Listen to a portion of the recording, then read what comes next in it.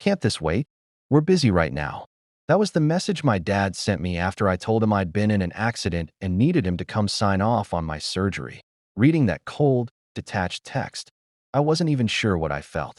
Just numb. That I kept wondering if the one lying in the emergency room that day wasn't me, but my sister Bella. Would he have reacted the same way? That message was the beginning of everything that followed. Follow the story. I'll tell you what I went through and how I found the strength to finally stand up for myself. Hello everyone, my name is James Murphy. I'm 34 years old. I live with my wife Emma in an apartment in Manhattan, New York, about a 15-minute subway ride from the financial district. That I work as a senior financial analyst for a prominent investment firm. Looking back, I've always considered myself one of the lucky ones. At 18, I was awarded a full scholarship to a prestigious university. By 22, I graduated, right as the stock market was booming. By 26, I'd saved enough to buy my first apartment. By 30, I was promoted to a management position. From the outside, my life probably looked pretty stable. And to be fair, it mostly was that I had a family. Maybe not perfect, but still a place to return to for Christmas, Thanksgiving, or the occasional weekend gathering. But everything changed after something that happened 2 years ago. I was in an accident. Completely unexpected. Strangely enough, that accident led me to Emma, the woman who's now my wife. But it also gave me the clarity to finally see the truth and the strength to cut ties completely with Connor, Evelyn, and Bella, the three people I used to call dad, mom, and little sister. 2 years ago, Friday afternoon. I just wrapped up a board meeting and was driving home along FDR Drive. Out of nowhere, a truck from the opposite direction lost control and veered straight into my lane. I barely had time to react. Jerked the wheel hard to the right to avoid a direct collision. Impact. It sounded like a massive steel beam falling off a skyscraper onto concrete. Even though the airbags deployed, my head slammed against the side frame. Blood streamed down my cheek. My vision blurred, ringing in my ears. I was conscious, but barely. 15 minutes later, an ambulance arrived. The EMTs stabilized my neck with a rigid collar, loaded me onto a stretcher. During the ride, a young nurse kept asking, "Do you know what day it is? Can you tell me where you are? What's your full name?" I could answer, but slowly. My head felt like it had been hit by a brick. Everything was wrapped in FOG'd at Mount Sinai Hospital. Dr. Peterson examined me. Older man, gray-streaked hair, steady presence. After a neurological exam and CT scan, he returned with the results. "You've sustained a mild concussion and your right shoulder is severely dislocated. If we don't operate immediately, there's a risk of permanent nerve damage." I nodded, still alert, still trying to process. Then he added, calmly but firmly, "Because of the head trauma, your ability to give medical consent is impaired. We need to assess your capacity. Legally, you're not able to sign for surgery yourself." My heart sank. He continued, "You'll need a next of kin to approve the procedure." Even in pain, I knew what that meant. I had to call the people I still, at that time, called family. Despite the pounding in my head, I remembered my phone password. I looked at the nurse beside me. "Emma," I said, "my phone password is 0102. Could you call my parents for me?" She nodded, unlocked the phone, called both numbers, dad and mom. No answer. I tried to sit up. Pain like a knife shot through my right side. I dropped back down. Emma offered to send a message instead. We typed, "I was in an accident. I'm at Mount Sinai Hospital. Can you come help me?" 2 minutes later, the phone rang. Emma answered, hopeful, but her face changed. Voice softened. "They said they're going to Bella's for dinner." I said nothing. My mind blank. Chest empty. Everything quiet, except the heart monitor's slow beep. Emma offered to send one more message. "Dad, I need surgery. The hospital needs a family member to give consent." 5 minutes of silence. No reply. Then the phone buzzed. Emma checked. Face pale. "Oh my God," she hesitated. Then read it aloud. "Can't this wait? We're busy right now.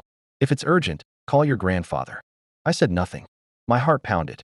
My vision dimmed. My head throbbed. My body shut down. Then, blacked up. I don't remember what happened after that. Next thing I knew, I heard a voice. "James? Can you hear me?" It was my grandfather. Warren. He signed the consent form. I was rushed into surgery. The operation went smoothly. When I woke up, he was there. Still, holding a cold cup of coffee. He smiled. Everything's okay now, James. I nodded, whispered, thank you. And in that moment, what comforted me the most wasn't the successful surgery. It was knowing someone cared enough to be there. Asterisk, asterisk. Not everyone who shares your blood is truly family. When he said that, something inside me broke into pieces.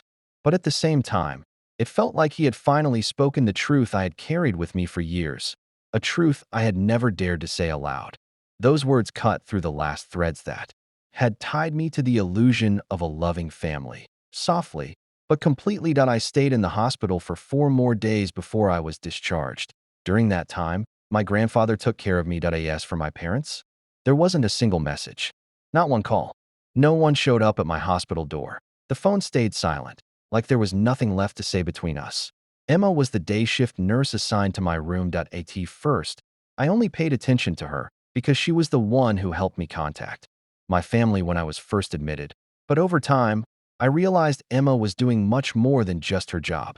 Every time she came in to check on me, she'd stay a few minutes longer, asking how I was doing. Not the usual clinical stuff. Not, do you need pain meds? Or any nausea? She asked, how are you feeling today? Is there anything else you need? Her eyes always held a genuine warmth. Unlike most nurses' detached professionalism, Emma looked at me with something different. There was no pity in her gaze, no condescension, just the look of someone who truly cared. Someone who understood that pain didn't just come from physical injuries, but also from silence, from abandonment, from being forgotten by family. When she saw how exhausted my grandfather looked, still sitting by my side day after day, Emma stepped in. She started coming by even after her shifts ended. Sometimes she brought snacks for my grandfather.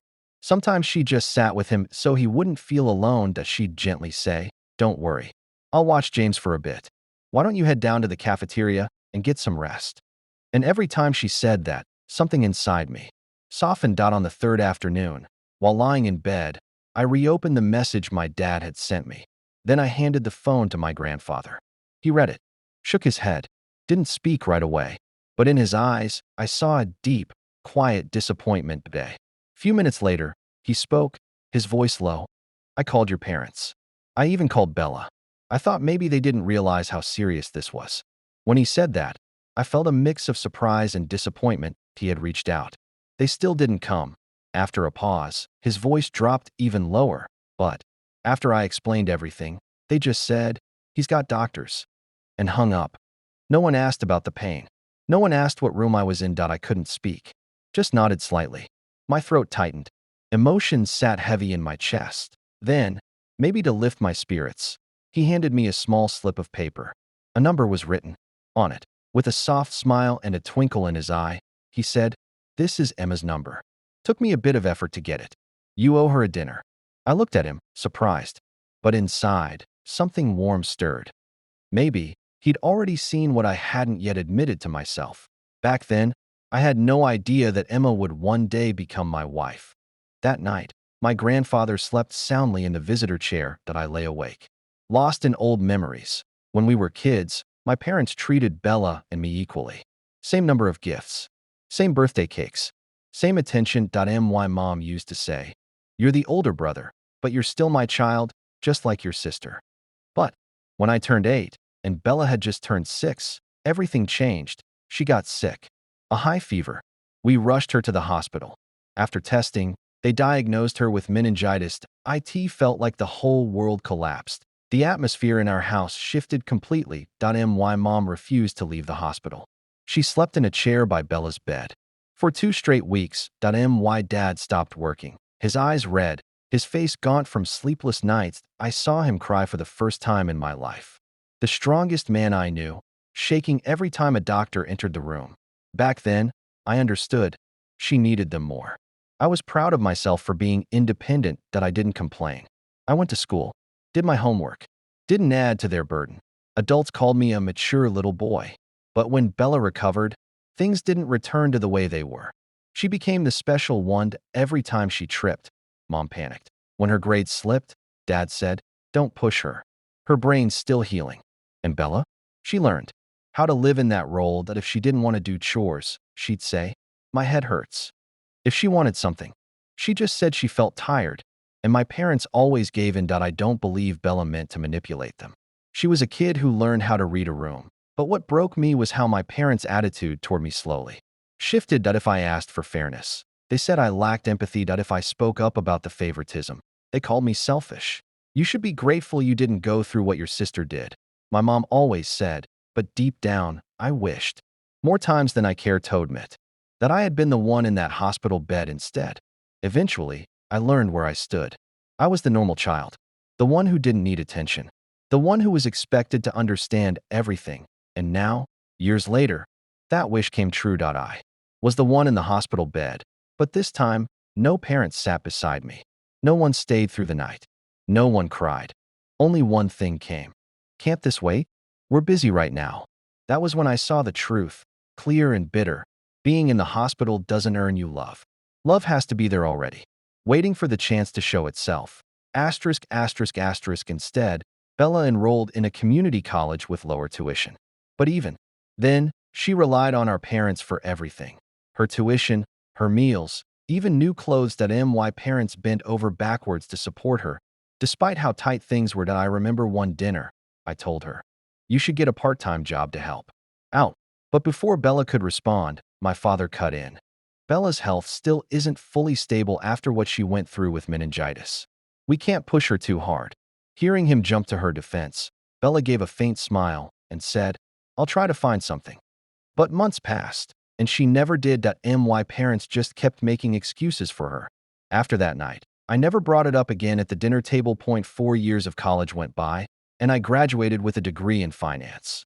Almost immediately, I landed a job at Goldman Sachs with a starting salary of $80,000 a year, a number most of my classmates could only dream of. 5 years later, at 27, I had saved enough to buy my first condo in the Lower East Side. That I didn't brag. I didn't flaunt it. I just felt quietly proud of what I had accomplished. Then, in November, 2 years after that, right before Christmas, my mom called. She sounded tired. "James," she said, "the landlord just told us the rent is going up to $2,000 a month. We can't afford that. I don't know what we're going to do." Hearing that, my chest tightened, and no matter how unfair they'd been, they were still my parents. That I couldn't just sit back and watch them be pushed into some rundown neighborhood. Because they couldn't cover rent. A week later, I decided to use $300,000 of my savings to buy them a small house in Astoria, Queens. 1 bedroom. A small garden out back. Just enough to give them a stable place after years of hardship. The day I handed over the keys, my mom hugged me tightly and said, "James, I'm so proud of you. You're the best son I could ever ask for." In that moment, I smiled, believing all the hard years had been worth it. But that feeling didn't last more than 3 weeks. One Thursday evening, my mom called again. This time, her voice was hesitant. "James, this house feels a bit small. Do you think you could get a bigger one so Bella can move in with us? She just broke up with her boyfriend and needs family around her." I was stunned.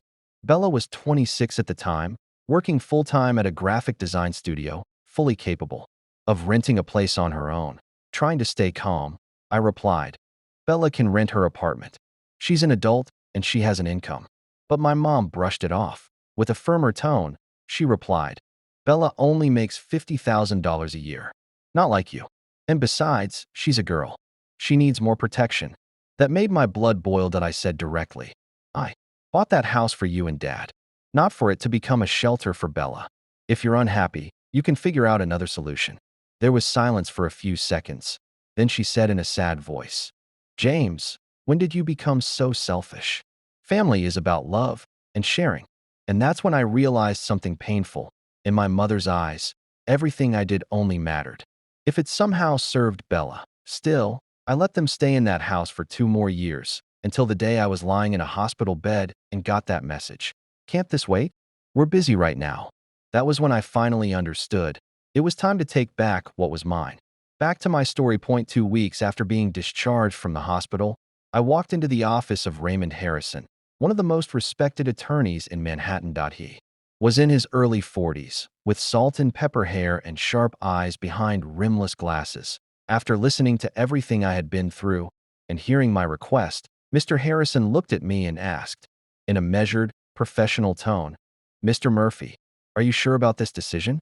It's a significant and firm step to take against your own family. At that moment, I turned to look out the window.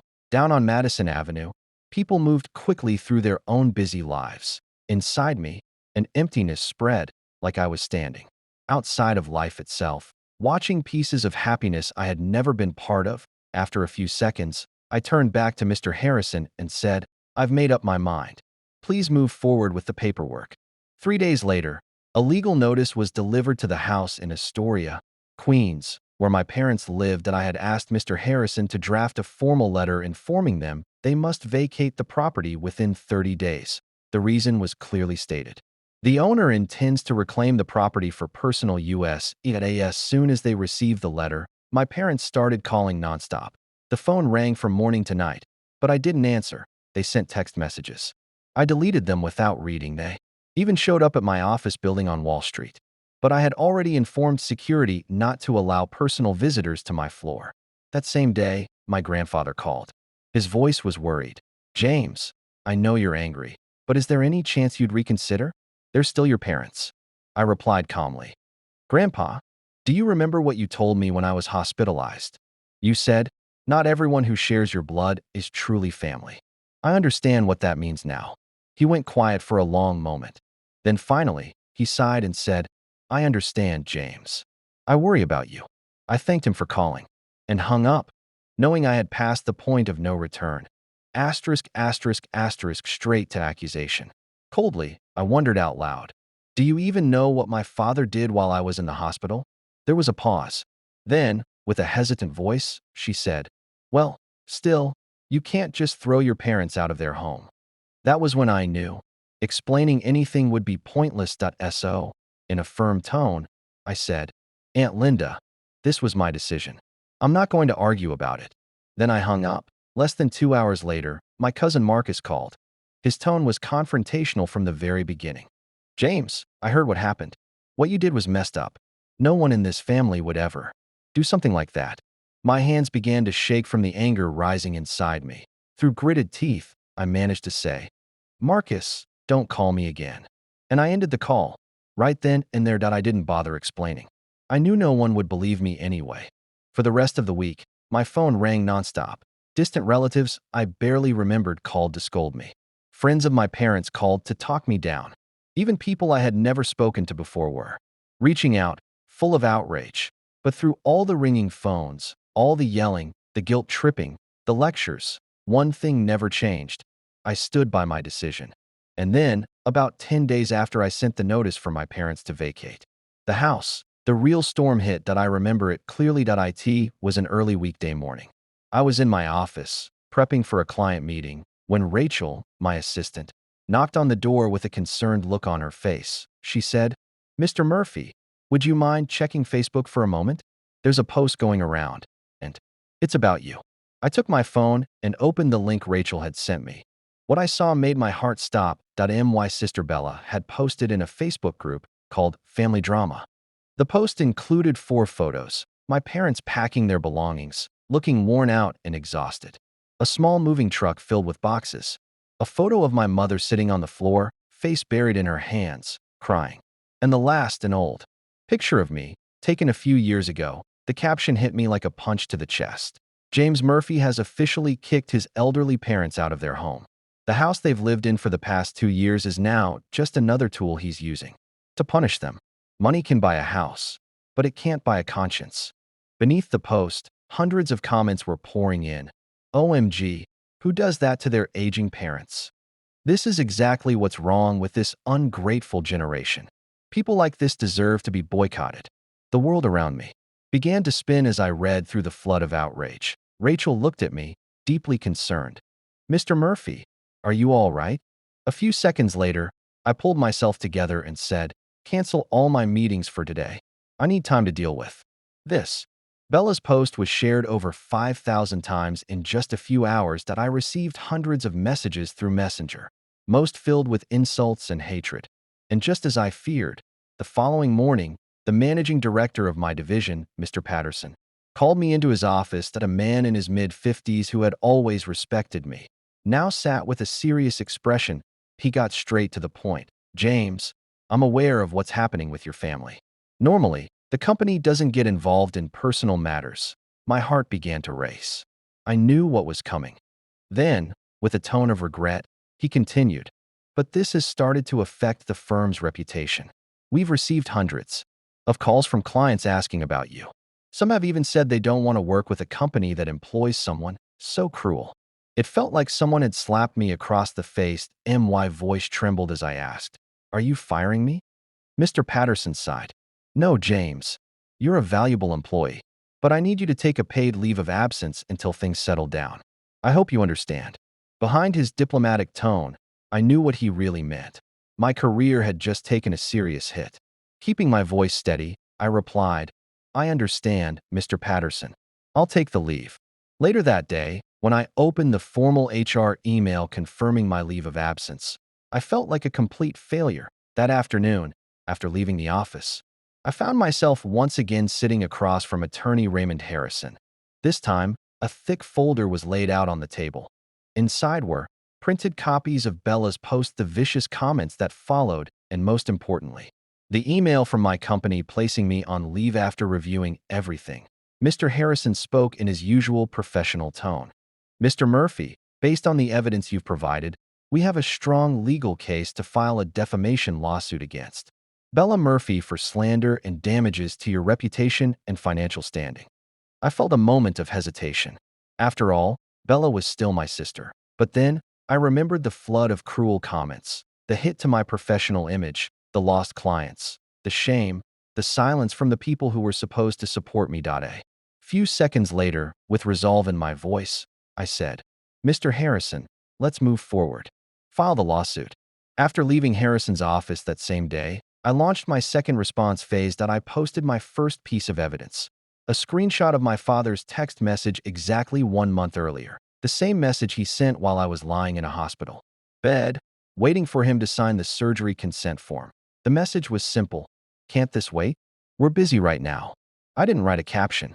I didn't explain anything. I posted the screenshot directly beneath Bella's original post.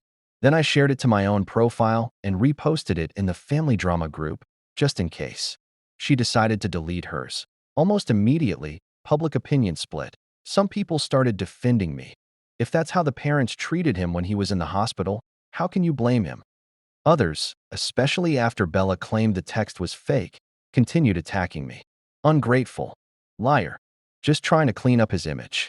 But I no longer cared what they thought. 2 days later, once the lawsuit was formally filed in court, I requested a certified copy from Mr. Harrison. Then, I posted it as a follow-up beneath my original post. Clear and direct. A statement that I wasn't backing down, that I was ready to see this through to the end. 1 week after the lawsuit was filed, I received a call from my mother. It was the first time she had called me since the accident. More than a month of silence. By then, she had already moved out of the house I had bought for them in Astoria. The moment I answered, I heard her trembling voice. "James, can we talk?" A sharp pain hit me in the chest. Her voice sounded older, more fragile than I remembered. With a cold tone, I replied, "What do you want to say?" Almost pleading, she said, "James, I know I made mistakes, but can you drop the lawsuit against Bella?" When those words left her mouth, I felt fury rise in me like dry kindling catching fire. My blood pounded. My heart raced. In a steady but hard voice, I asked, "Did you ever stop to think about what my life might become because of what she said?" She was silent. The line went still, like the air had frozen. Then, barely holding back tears, she said, "She's still your sister, James. Family taking each other to court, it just isn't right."